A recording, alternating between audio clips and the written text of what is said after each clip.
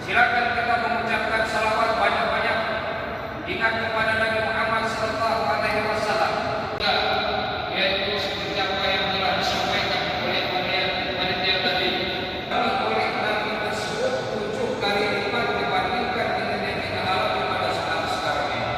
Tentang pasukan yang dia kirim dan pasukan yang tidak